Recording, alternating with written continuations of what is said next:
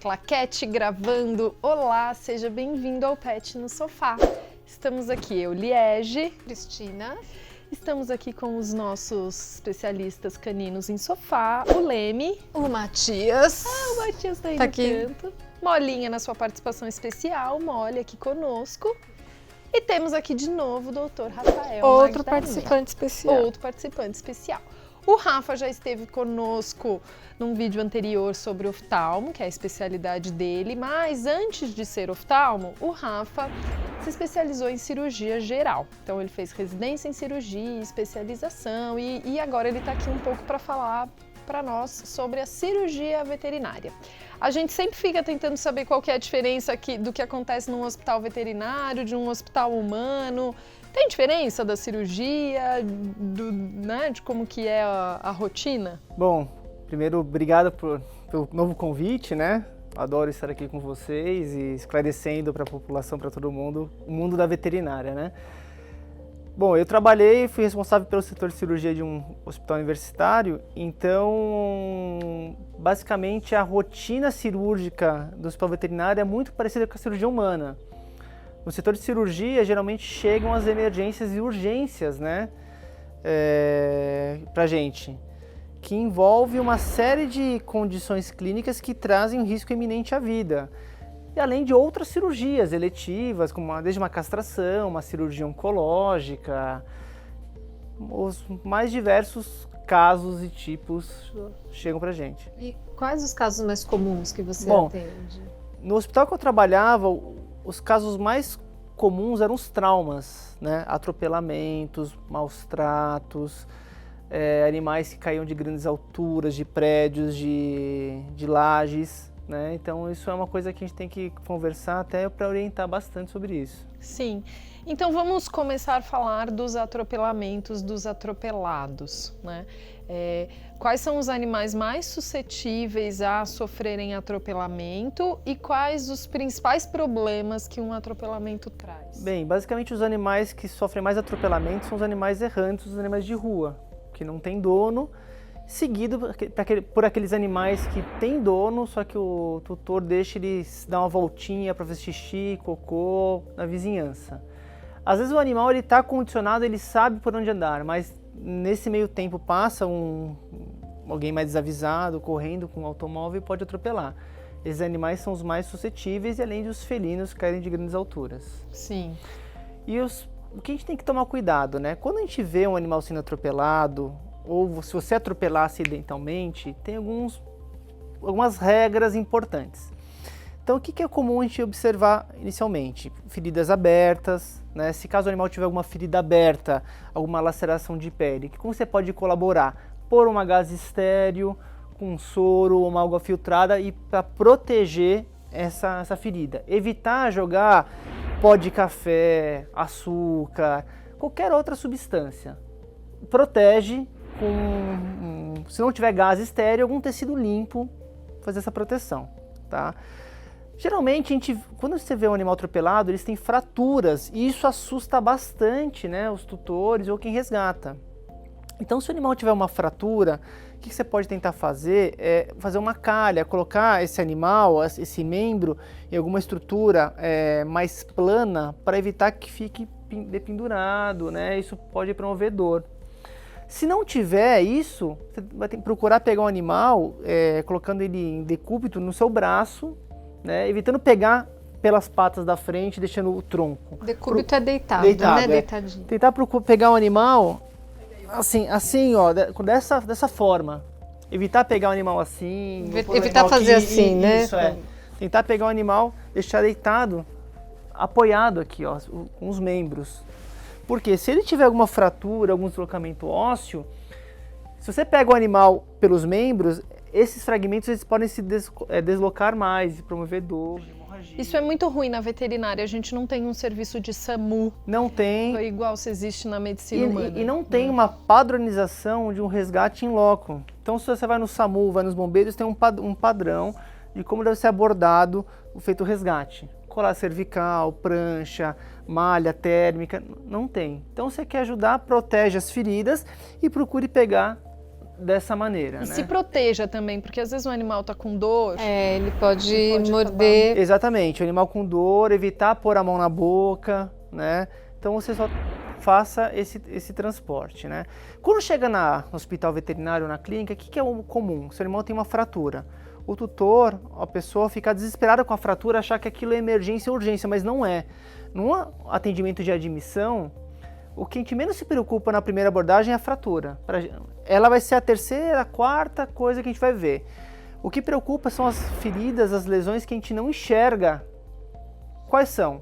Contusão pulmonar, hemorragia no pulmão, hemorragia abdominal e trauma crânioencefálico.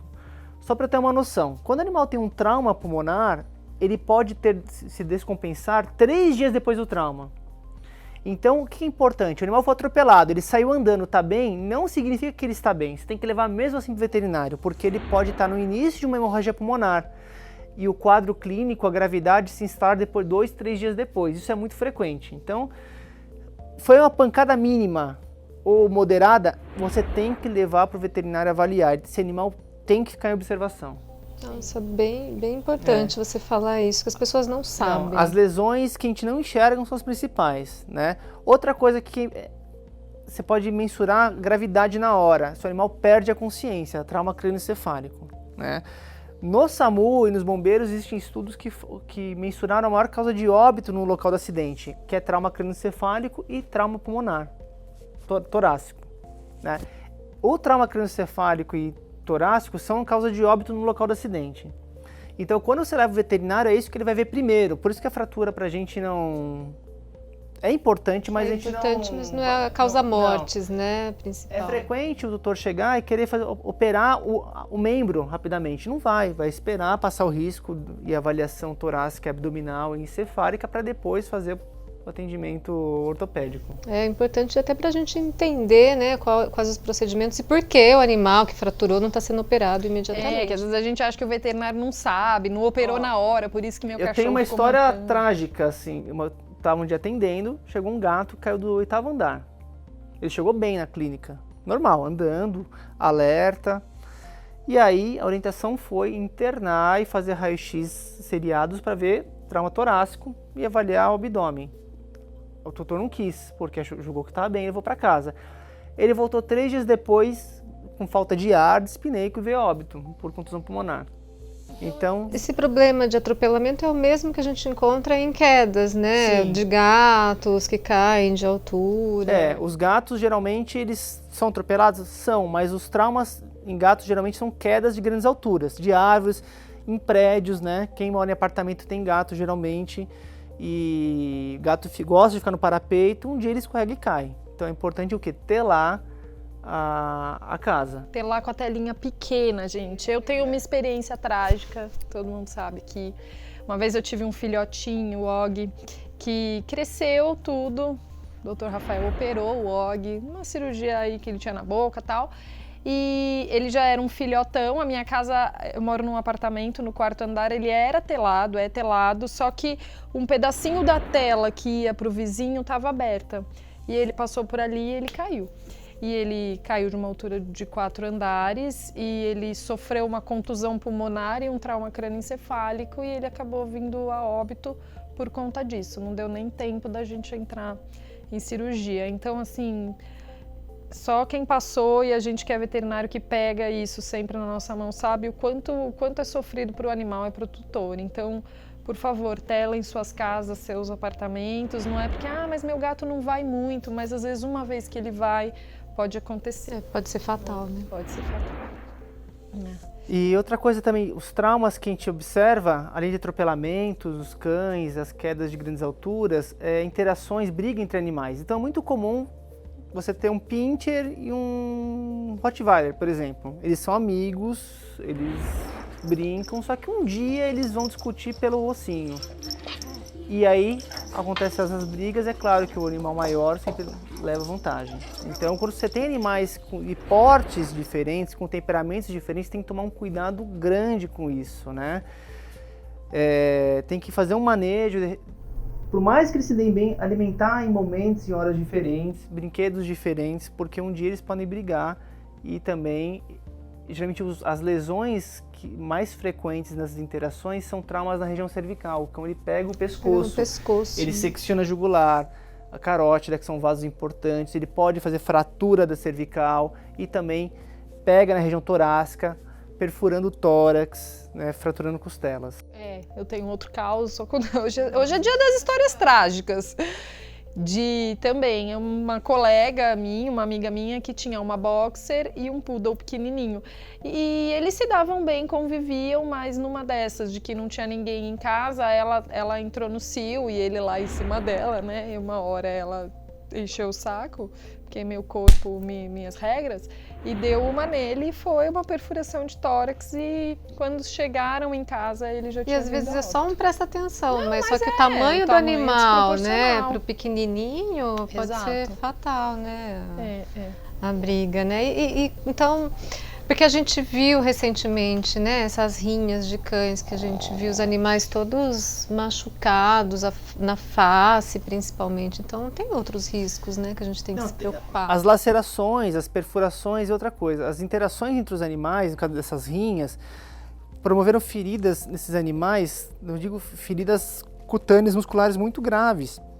Contaminação, então sepse, choque séptico, pode evoluir a óbito. Então, uma simples mordida, se não tratada, ela pode formar um abscesso, infeccionar e gerar sepse, né? O animal ter prejuízos importantes. Então, a maior parte do trauma humano, o veterinário a gente consegue contornar, é só ter atenção e ficar atento, evitar sair com o seu animal com coleira, por mais que o seu animal ande sem guia. Um dia ele pode se assustar com uns fogos, um outro cachorro, passar alguma pessoa que ele se assusta, e é nessa hora que acontece, né, os problemas. Ótimo. Rafa, para terminar, conta pra gente um caso muito assim, que te marcou muito nessa sua vida ao longo destes anos de cirurgia e emergência. Bom, teve um caso que eu acho que, infelizmente, nem sei se o tutor sabe o que aconteceu com esse animal. Era um pitbull que fugiu de casa, ele pesava uns 40 quilos, e ele foi atropelado numa grande avenida. Ele teve os dois membros pélvicos esmagados e o torácico foi avulsionado.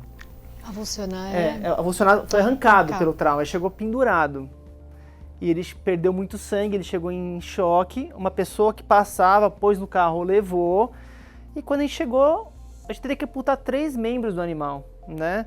E isso é uma condição que a gente julgou que não seria ideal para ele, a gente acabou fazendo a eutanásia. E esse tutor, quem sabe não soube que isso aconteceu. A pessoa que resgatou procurou, na época não tinha essa força das redes sociais ainda, né? Até a última vez que eu falei com ele não tinha conseguido avisar e talvez o dono não saiba o que aconteceu. Então essa é uma história que eu fiquei triste pelas lesões graves que esse animal chegou, né? Que eu nunca tinha visto uma lesão tão ampla, grave, por esmagamento, né? Assim, hemorragia. E deu aflição me pôs no lugar do dono do animal, né? Talvez ele ache que alguém tenha adotado, não sabe o que aconteceu. Então esse é um caso que, inclusive nas aulas, eu mostro bastante a foto desse animal, quando eu dou aula referente a atropelamento, essas coisas. A gente tem que lembrar que todo mundo que tem um bicho, nós somos chamados de tutores, não é por qualquer motivo, é porque realmente é responsabilidade nossa a vida desses animais. Eles são como crianças, eles não sabem se cuidar sozinhos, eles são largados, eles ficam sujeitos a muitos riscos, então se a gente tem um pet, é a nossa responsabilidade zelar por eles, né? E outra causa comum de traumas é os maus tratos, né? Então, gato preto, o pessoal maltrata bastante. Ainda mais em sexta-feira 13, Isso, né? às vezes eu já peguei caso também que me marcou, era um cão de rua que acabou cruzando com uma cadela de um rapaz, ele pegou uma faca e cortou o pênis do cão. Ai, que pecado. Já atendi casos de animais baleados, que foi esfaqueado também por maus tratos.